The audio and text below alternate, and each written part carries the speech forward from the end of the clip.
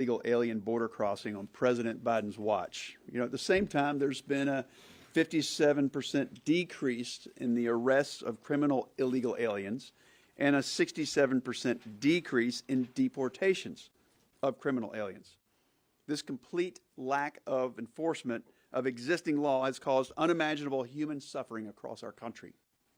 One such tragedy occurred last month in Athens, Georgia. An illegal alien from Venezuela murdered 22-year-old nursing student Laken Riley on the campus of University of Georgia. What makes this story all the more devastating was that the killer should have been stopped beforehand, but wasn't. He should have been stopped at the border in 2022, but he was paroled into the country by the Biden administration. He should have been detained when he was arrested in New York in 2023, but he wasn't. He should have been detained when he was arrested in Georgia for shoplifting, but he wasn't. The reason he wasn't is because executive agencies are given discretion to determine what crimes trigger a detainer to be issued to take an illegal alien into custody. We believe that this discretion loophole needs to be closed. And that's why we're here today, to make sure that these tragedies never happen again. That's why Senator Katie Britt of Alabama and I led the introduction of the Laken Riley Act. The bill would require ICE to issue detainers and take into custody illegal aliens who commit crimes like theft and shoplifting. The House passed this bill earlier this month with the support of 37 Democrats. But while some House Democrats found common ground on this, Senate Democrats blocked me from passing the Laken Riley Act in the Senate last week. So we're going to try again. I'm proposing an amendment to add the Laken Riley Act to the spending package that we expect to consider this week. And this amendment deserves a fair up or down vote on the Senate floor. The American people need to know who stands on the side of preventing tragedies and who will continue to, sadly, enable them. We simply don't believe that another American family needs to experience a tragedy like the one that befell the Riley family. And that's why we need to pass the Laken Riley Act today. And next we have, again, thank you to my colleagues, Senator Marshall from Kansas. Thank you. Thank you, Senator Budd, for leading this. This is one of the saddest news conferences we've ever had to do. And we stand here today, I think first and foremost, is to honor the life of Laken Riley and to mourn her loss. And we want our family to know that we're standing beside them and we're not going to let her life pass in vain. I don't have to tell anybody in the audience that she was murdered, senselessly murdered, and her alleged murderer was an illegal alien. This was done in broad daylight without any cause whatsoever. I was stricken this weekend as I heard Laken's father speak. And he said this might not have happened if we had secure borders. Well, it happened because of Joe Biden's policies. It happened because we don't have secure borders. Her alleged murderer was paroled by Joe Biden. One of 2 million people paroled by Joe Biden. How can you possibly begin to vet 2 million people when you bring them into this country, hundreds of thousands of them flown into the country? Besides being paroled, he was arrested in New York and released. There was a warrant out for his arrest in Atlanta. What the Laken Riley Act would do is force local law enforcement to keep that person in custody. An illegal alien that has been arrested should be kept in custody. Can you imagine? We now have 1.5 million people in this country that have went through the entire immigration process, and they've not been removed by Joe Biden. So we're seeing Laken Riley's story played out day after day. Today, 300 Americans are going to die from fentanyl poisoning. In Kansas last year alone, law enforcement officers were able to stop 200 pounds of fentanyl, enough to kill 40 million Americans. Kansas has 3 million people, but they were able to apprehend enough fentanyl to kill 40 million, enough to kill every Kansan 14 times. As the law enforcement officer said in our round table, we're not going to be able to arrest ourselves out of this situation. We need to secure the border. If our friends across the aisle were serious about securing the border, they would give us a vote on the Laken Riley Act and force law enforcement to detain any illegal aliens who commit a crime. I stand beside Senator Budd today, hoping that we get that vote this week. Thank you. Next we have Senator Kennedy.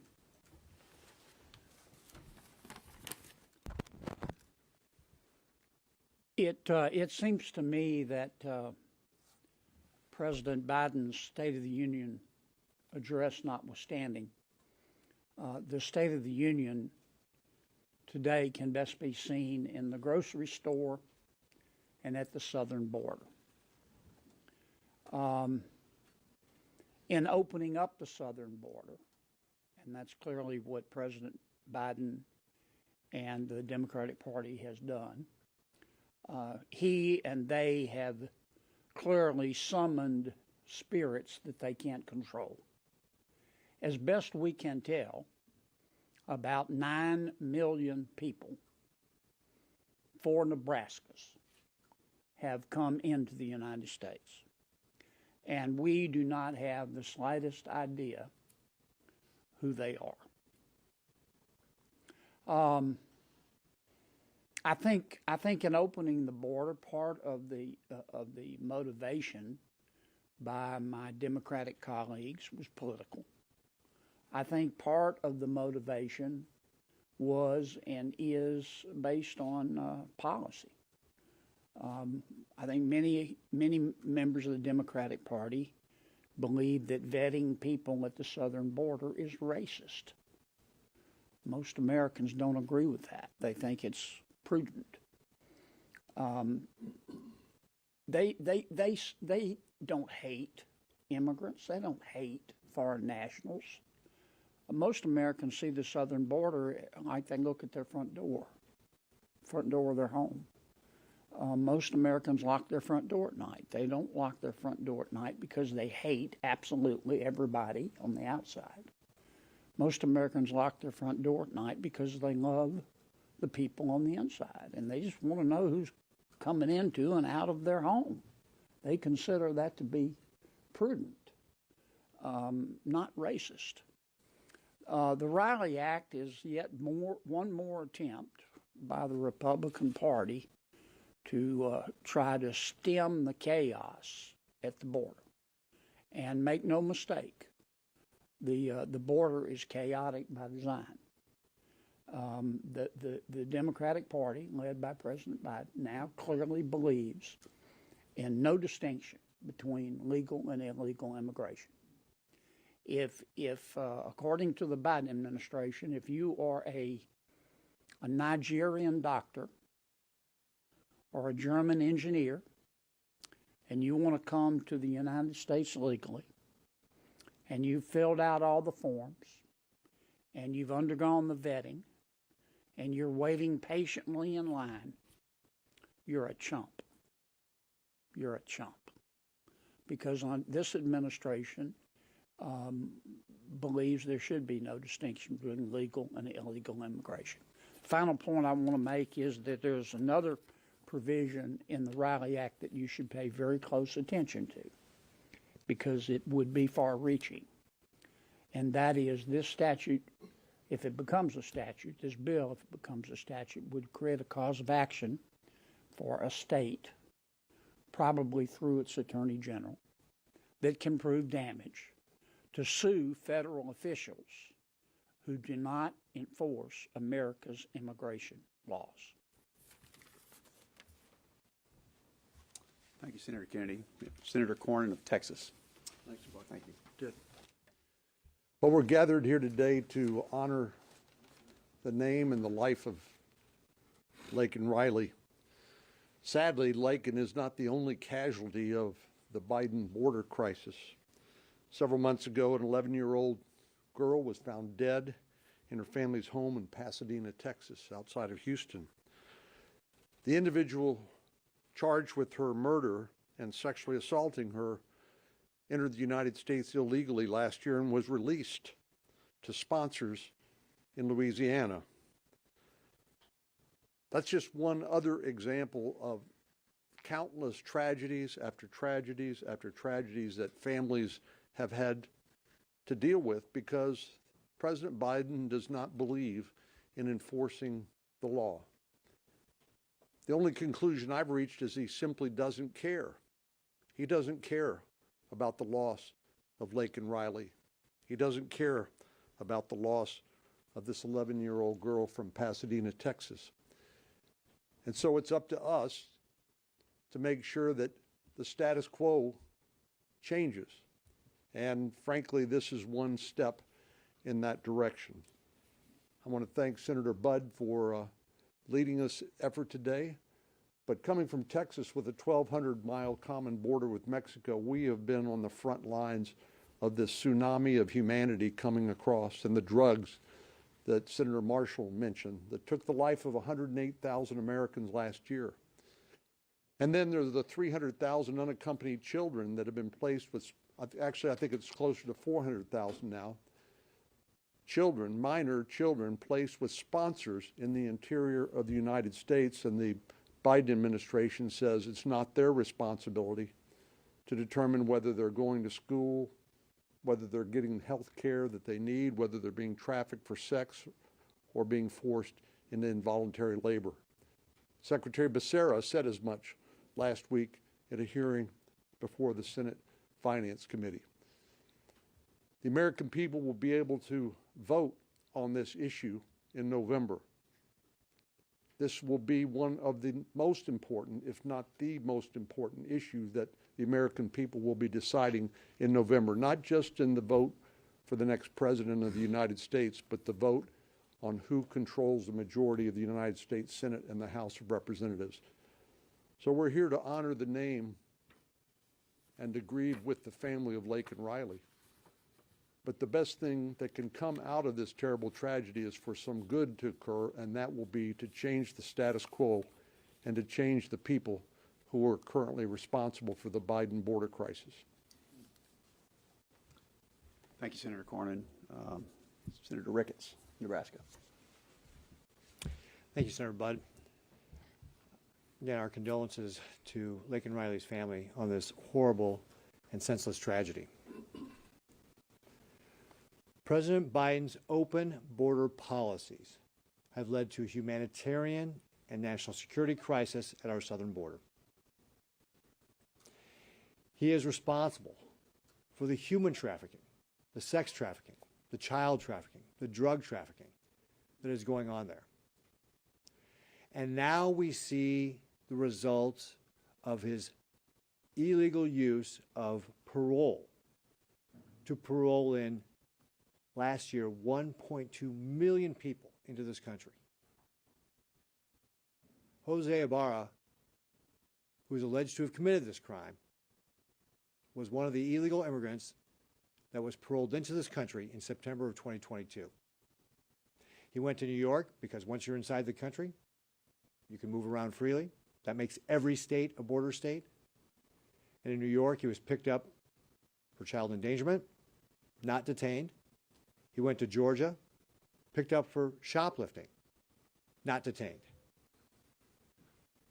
When people come to our border and continue to break our laws, they must be held accountable. We must do better. This tragedy could have been avoided if President Biden didn't have an open border policy. This tragedy could have been avoided if ICE had detained Jose Ibarra. But time after time, he was let go. The Laken Riley Act would require officials to detain illegal immigrants who break the law through theft or burglary and have ICE deal with them. They need to be held accountable. They continue to break our laws and disrespect our laws. The Laken Riley Act will help address that injustice. The solution that we need here is to be able to pass this bill and then ultimately have President Biden secure the border. He has the tools to do that today. He chooses not to. He chooses not to do this. the 9 million people who have tried to get into this country, that's bigger than the population of New York City, where Jose Ibarra was originally arrested. Think about that. That's how many people have attempted to get into this country in the last 3 years since Joe Biden opened our borders. These tragedies will continue to happen as long as Joe Biden fails to do his duty and secure our border. We must demand action. Thank you. I thank my colleagues. We've got two attorneys, a former governor, and a physician. So we're with that, we're ready to take a few questions. So, yes, sir. Do you anticipate, I know you're going to be demanding there's an amendment, do you anticipate it would be a 50 vote or a 60 vote threshold? And how many Democrats do you think in the Senate might come along with this, given that it was bipartisan? Well, if you look at the content of it, we would hope all of them would support it. But if you look at the reality, that's not our expectation, but some. And we think it is germane, so we hope that it would be at 50 votes. That's our argument. Thank you. Yeah. Question? We have this reporting that approximately 200,000 deportation cases have been thrown out by immigration judges since the start of the Biden administration because the Department of Homeland Security hadn't filed the required notice to appear to the courts in time. Have you seen that? Is that a concern at all? Have you heard that? I had not heard about that number, but many times, as you know, people coming to the country claiming asylum, there's an initial screening at the border called a credible fear screening, but then people are generally given a notice to appear at a future immigration court hearing. In some places like New York, it's been reported that it could be as long as 10 years before they actually would appear in front of an immigration judge. But in many cases, because the volume of people coming across was so great, they were just told to report to the local Immigration and Customs Enforcement Office in wherever it is they were going. And there was no follow-up or accountability to make sure they actually showed up. But I have no doubt, out of the 9 million or so illegal immigrants that we've seen come across the border during the Biden administration, that there have been mistakes made, and those will have to be hashed out at the courts. But this is all entirely preventable, as was Laken Riley's death, if Joe Biden would simply just enforce the law. Can you repeat what you just said? So the nonpartisan group TPAC had out that about 200,000 people since the start of the Biden administration had their immigration cases thrown out because DHS didn't file the paperwork in time, essentially. Stupid should hurt more. Yeah. And who's reporting that? It's TPAC. And then obviously Bill Maloogian has put it out too. On network. Let's take a break in the questions. We'll come right back to them. We're honored to have both senators from Texas here, and if I could be joined by Senator Ted Cruz. Thank you, and I thank my colleagues for holding this press conference. Laken Riley should still be alive. The reason that she is not alive is because of Joe Biden's open borders and because of the Democrats' policies refusing to secure our border. There is a simple but-for causation. The murderer took the life of that 22-year-old beautiful young woman, a nursing student in Georgia out jogging. We had him in custody. He was apprehended in El Paso, crossing illegally from Venezuela. Had Joe Biden simply followed the law, what would have happened is that murderer would have been put on a plane, flown back to Venezuela, and Laken Riley would still be alive. But the Biden administration decided their political agenda was more important than protecting the lives of American citizens, and so they let the murderer go. But that wasn't the last stop of the failures that unfolded. The murderer went from El Paso to New York City, where he was arrested once again, this time for endangering the safety of a child. Once again, Laken Riley's life could have been saved, but New York City, unfortunately, is a sanctuary city where Democrats refused to enforce the law, so they let the murderer go. Had New York City put him in jail, that murderer would not have been in Georgia to beat Laken Riley to death. But New York City let him go once again. This revolving door happens over and over again, and I have to say just how indefensible the Biden administration's policies on the border are was laid bare during the State of the Union, where in his prepared remarks, President Biden did not plan to say a word about Laken Riley. And then in response to heckling, he did address her. He got her name wrong. And here was Joe Biden's defense. He said she was killed by a, quote, illegal. And he said, well, legals kill people too. I want you to understand what the President of the United States is saying. Because there are murderers in America, it's perfectly okay for him to continue releasing more murderers into America. That is asinine. That makes utterly no sense. And by the way, the insult was compounded where the next day, what did Joe Biden do? He didn't apologize to Laken Riley's parents. He didn't take responsibility that his policies released the murderer that took their daughter's life. He didn't do any of that. Instead, he apologized for using the word illegals. Because to this White House, it's more important to genuflect before the American Politburo of language than it is to actually protect American citizens. Listen, the Laken Riley Act is simple common sense legislation. It passed the House with a large bipartisan majority. The Senate ought to take it up and pass it as well, although I have to say, I have complete confidence that Chuck Schumer and the Senate Democrats have no interest in doing so.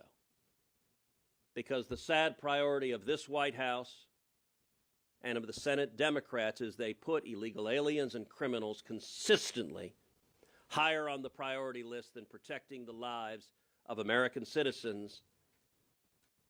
And over again, we see more and more Americans losing their lives as a result. Thank you, Senator. I think you had one more question. Yeah, you said obviously this law previously from passing this bill, but have you had any conversations with individual Democratic senators who might vote for this if they're given the opportunity in a roll call vote? Multiple conversations with those who would support it being in the package. That's the conversations that we've had. Yeah. Maybe last question. Just to clear some up, it was the TRAC's organization that was reporting that, and it's DHS failed allegedly to file the notice to appear. But the question I had is, Laken Riley's father did do an interview recently where he said that he's a little concerned about how he feels this issue's been politicized a little bit. Her name has been politicized a little bit. Do you share those concerns at all? I'm a father of two daughters, and so I can't imagine the pain that he's going through. And this is not about politicizing his daughter's name. This is about remembering her, and this is about preventing tragedies like this from ever happening again. Thank you all very much. Yeah.